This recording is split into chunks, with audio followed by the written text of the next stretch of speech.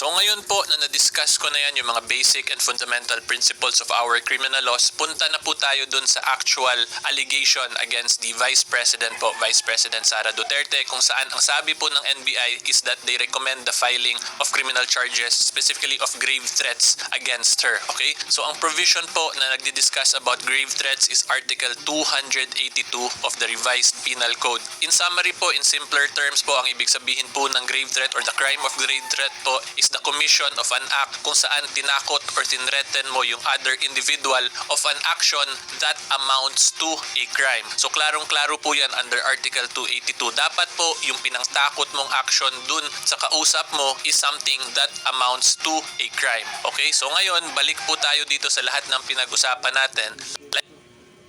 Like what I have previously explained, di ba ang sabi ko po, the basic principle is that conspiracy and proposal to commit a felony is not punishable unless it is expressly penalized by a law, di ba? And like what I already also discussed, wala pong batas na nagpipinalize ng proposal or conspiracy to commit a papaya or a counter papaya. Therefore, applying that po dun sa statement or dito sa case or situation ni Vice President Sara Duterte, yung pinangtakot po niya is a proposal or a conspiracy to commit a counter papaya. So since wala pong batas na nagpipinalize doon, that does not amount to a crime. Consequently, one of the essential elements under the crime of grave is lacking po, which is dapat yung pinangtakot mo nga must amount to a crime. So dahil po dyan, ang pwede pong maging defense dito ni VP Sara is that kulang po yung isa sa essential elements ng grave threat, which is yung dapat pinangtakot niya is something that amounts to a crime. Since yun nga po, again, ulitin ko, wala pong batas na nagpipinalize for a conspiracy and or proposal to commit a papaya or a counter papaya.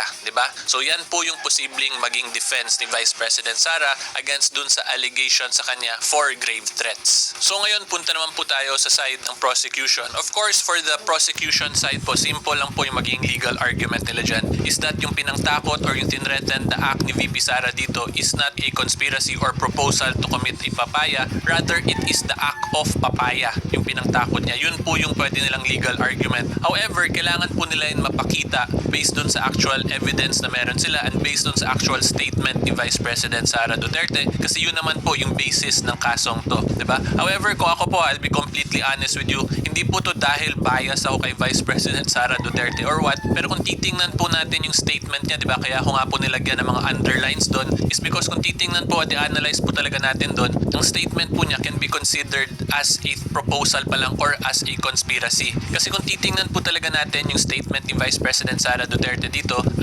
ako po talaga professionally, ang assessment ko doon is that is simply a conspiracy or a proposal to commit a papayas pa lang po yan. Hindi pa siya the actual act of papaya because nagbilin ako, tapos kung ganyan, in short, nag-uusap pa lang sila, diba? Wala pa namang actual na ano talaga. Therefore, hindi po clear or may gray area na pwede talaga pong i-argue pa. Kasi kung klaro po talaga na papaya yung gustong gawin ni Vice President Sara Duterte dito, yung statement po dapat niya, sinabi lang niya directly na ipapapapaya kita, period. Ganun lang. So pag ganyan, that is already a clear act of papaya, diba? Hindi na yun merely conspiracy or proposal pa lang. Dito sa situation or sa statement po ni VP Sara na unang-una ang dami pong conditions, di ba? Na una, nagbilin, pag naganyan, ang daming liko-liko basically. Tapos second, hindi rin clear yung statement niya or hindi direct na tumutukoy talaga ng papaya. Therefore, if we take everything in consideration, madami po talagang gray area na open for argument. And actually po, ito, idagdag ko na lang din, ito mga maritesan portion na lang to. Yung ganitong statement po actually ni VP Sara, ito yung mga tipong statement na parang yung dating po niya parang mga hypothetical law school examination questions na sobrang out of this world na hindi mo expected mangyayari in real life. So ganyan po yung dating.